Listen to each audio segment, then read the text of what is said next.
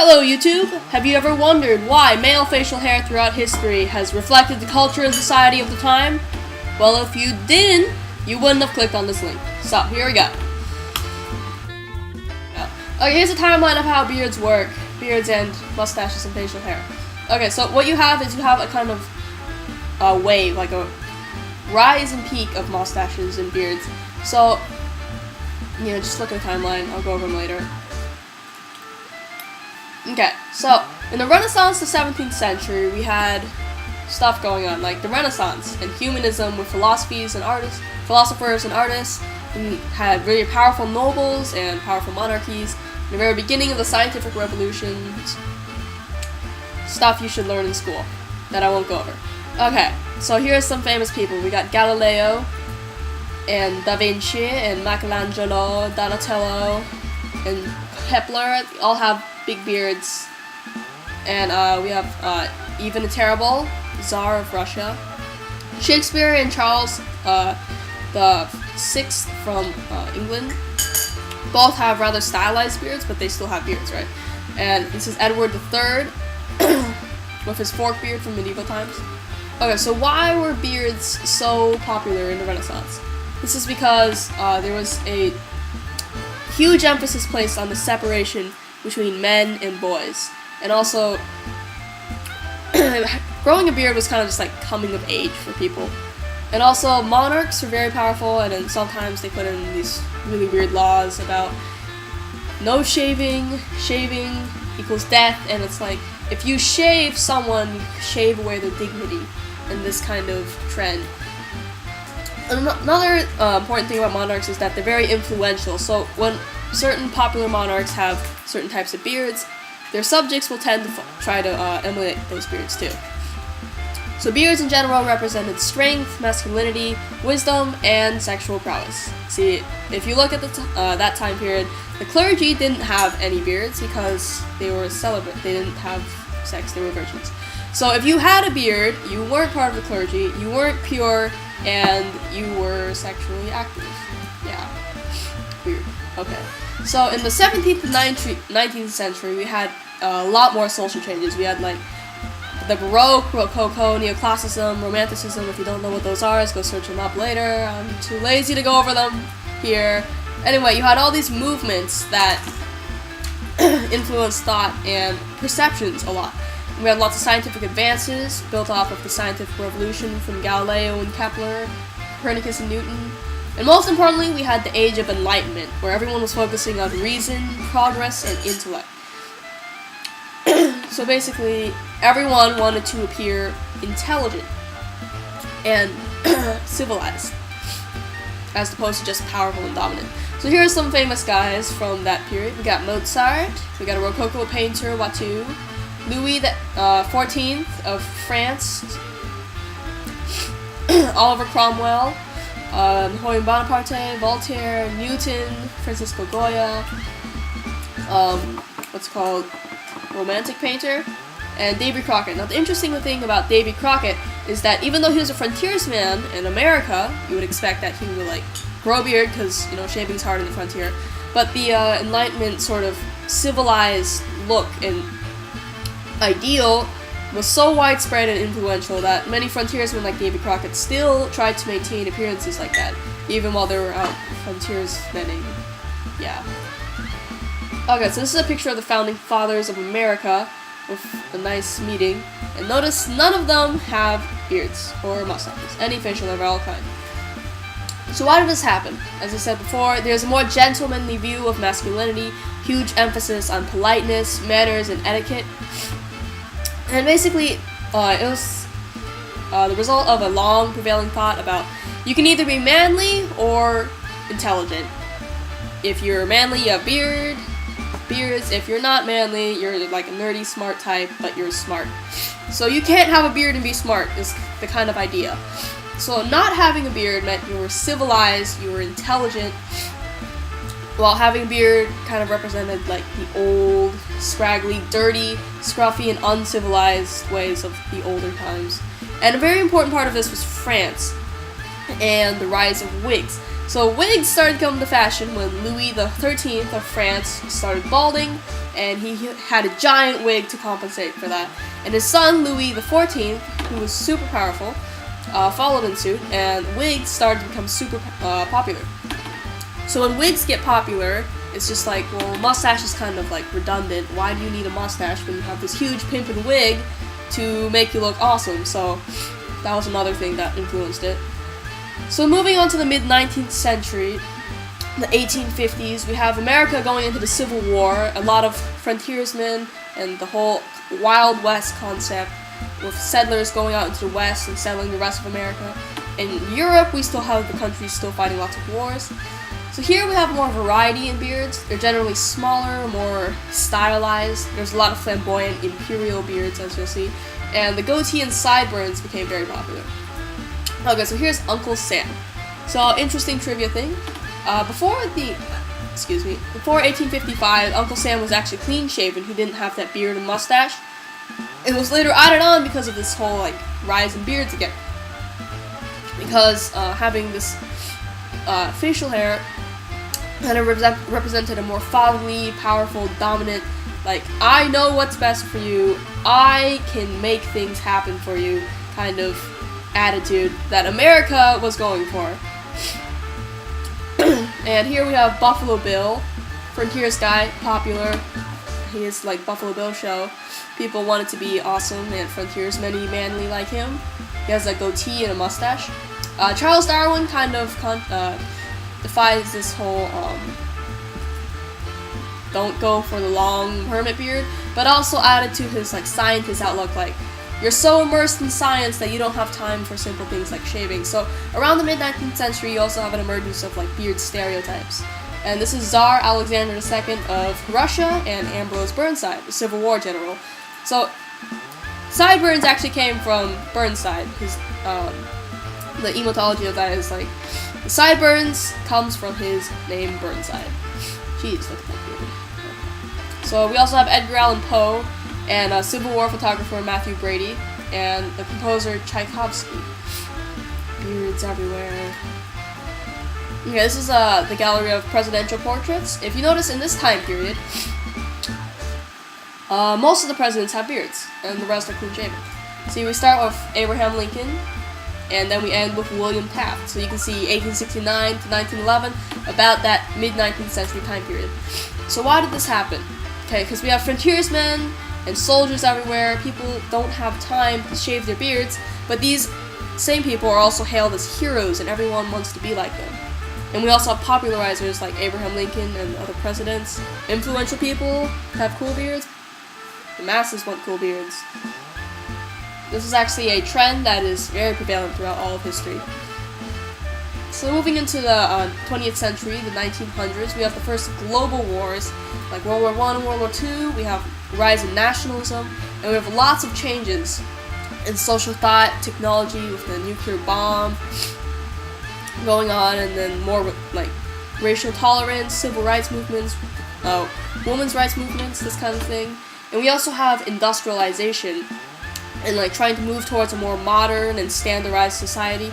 And most importantly, we have mass media, so a lot of stuff can be transferred and communicated to everyone very quickly. So what we have in the 20th century is, as I mentioned before, a lot of peaks and falls in beards. So the beard and mustache were always there, like just below the surface during the 20th century, but there were certain times when they weren't there, and then they're there. There's a lot of fluctuations. But even when they were in style, they weren't like huge Renaissance beards. They were like very neat and controlled, and usually they weren't very flamboyant like the imperial beards do. Okay, so here we have Albert Einstein, Vladimir Lenin, Joseph Stalin and his famous beard, Adolf Hitler, famous beard, with the Italian dictator Benito Mussolini. He has no beard. And this is FDR signing the Tennessee Valley Act to help with the Great Depression. Notice how only one of these guys has a beard and mustache. It's kind of set a look for the politician, where it's like not having a beard makes you business-like and you're ready for business. So then on the opposite side of that spectrum, we kind of have entertainers adopting the beard more around the 1960s, 1950s. We have the Beatles. They started out when they were younger, they didn't have beards, but later on, they all got mustaches. We got Martin Luther King. You guys should all know who that is. If you don't, you should go spend less time on the internet. Okay, so he has that little beard. There are other pictures of him with a bigger mustache. Beard. Mustache, okay. And we also have Elvis Presley with his sideburns. Clint Eastwood, manliness. Clint Eastwood equals manliness. And here we have President Jimmy Carter and Soviet General Secretary Leonid Brezhnev signing the Strategic Arms Limitation Talks Treaty. Notice how all these politicians and world leaders don't have beards, following that same business guys, beards aren't for business kind of thought. So why did this happen? Again, we had popular people like Clint Eastwood, Elvis Presley, Martin Luther King, those kind of influential people. Another thing is that beards started to become more of a group identity. Sort of having a certain type of beard put you in a certain group. See, we have this like handlebar. This kind of got to ridiculous points when we had the Handlebar Club established in London. No beards allowed, apparently. And also this is when a lot of stereotypes came up, like, you know, Hitler's dictator beard, this. And Albert Einstein and his scientist look. And the hippies and their beard, where it's like, beards are natural, man. Let nature happen. Don't go against the flow, man. Even though they were going against the flow. I don't know. Yeah, I don't know. This is about beards, not history. So, beards were also like less of a wear 'em or die kind of thing that the monarchs in like Renaissance times kind of had. They were more for fashion now, where it's like you wear the beard to complement your facial features. Certain types of beards will accentuate the angles of your face and generally make you more attractive. So the most important part of all of this was Hollywood and mass media. So as I said before, you can spread ideas super quickly and very far. And when you have Clint Eastwood and Elvis Presley doing all their stuff on television and becoming really famous, you know, guys are like, the women see that and they're like, whoa, Clint Eastwood, so manly. So guys are like, well, I want to be manly, so I'll get a Clint Eastwood beard too, I guess. And that kind of trend followed. So here we are today. We still have a lot of 20th century trends. And we have social media, very prevalent, following the same mass media influence. And we have celebrities having a huge influence, even though maybe they shouldn't. And most importantly, we have this new science is cool idea. And by extension, nerds are cool. And then this is kind of where we get hipsters too, the hipster style. So for styles of beards, again, we have the 20th century trends still trickling in. We have lumberjack beards, the hipster beard, woo! And generally the styles are pretty light. They're on like giant, huge philosopher beards. So we have Robert Downey Jr., Leonardo DiCaprio, beautiful, awesome actors, yeah. And we have the generic hipster beard, Google stock images, woo! Edward Snowden from that thing back there. Anyway, hipster, look. Doesn't that look hipster? He's a nerd looking, but he's really cool, right? So that's kind of the like modern outlook on society and stuff. And here we have PewDiePie, who's a YouTube personality, and if you're watching this on YouTube and you don't know who PewDiePie is, what are you doing with your internet? Okay. Also following that hipster beard and mustache trend. And here we have the Mythbusters, Jamie Hyman and Adam Savage. You know, science is cool, beards are cool. Look at how hipster he is. He's even more like, I don't know. Okay, anyway, today we also have the World Beard and Mustache Championships. If you're interested, go click on the link over there. Yeah. Okay, so what have I learned? So, influential factors in the beard, the flow of the beard and mustache. So most importantly, we have a lot of influential people with beards. So it's like fashion. When famous people wear certain things, do certain things, wear certain beards and mustaches, the masses want to follow. And then we have a very interesting thing about joining the bandwagon, and just ignore the being hipster part. I'm gonna change this presentation later, yeah. Okay.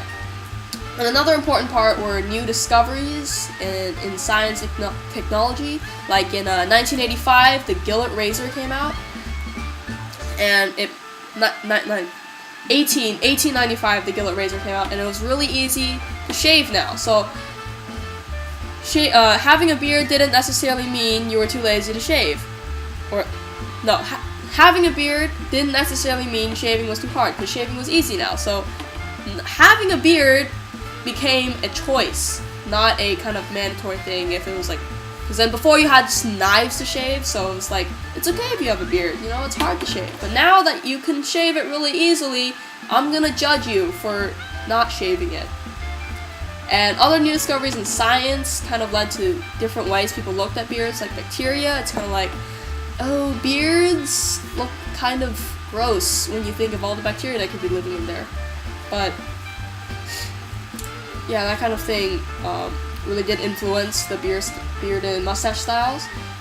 And the biggest part of this was all the changing perceptions of men. Like, what did people define as masculine, attractive, powerful, dominant? That all influenced the kind of facial hairstyles that people had. Okay, so my thoughts on this. So, in my opinion, the beard has evolved a lot. Like, its place in society has actually changed a lot, and that's a good thing, because originally, starting way back in the Renaissance and medieval times, it was like monarchs had so much power that they could actually influence how you shaved your face. And at a certain time, there were laws against shaving. It's like, if you shave, it's like you lose your dignity, or if you shave, you get executed, that kind of thing. And even later on, when that didn't become a problem, wearing a beard or a certain beard or mustache put you in a certain group. So it was much less of a creativity and like personal expression thing, and more of a just like kind of being a poser. Like, I want to be in a certain group, so I'm gonna dress and look and talk and act a certain way. So I like the modern outlook of the beard and mustache a lot better, because it's become more of an art form. You put your own personality, creativity, and individual expression into it. As you see nowadays, where there's so many varieties, and people, generally, it's only for fashion. Okay, so here are some interesting books that I used for my research, in addition to Google. Because this is a Google 20, yeah. So this is 1,000 Beards, A Cultural History of Facial Hair. That one was really helpful. It's very interesting. You should check it out, and yeah. Well, anyway, thanks for listening. And if you want to go see the World Beard Mustache Championships, you can go do that in Portland, Oregon, this Sunday or Saturday, I think, October 25th. Go there.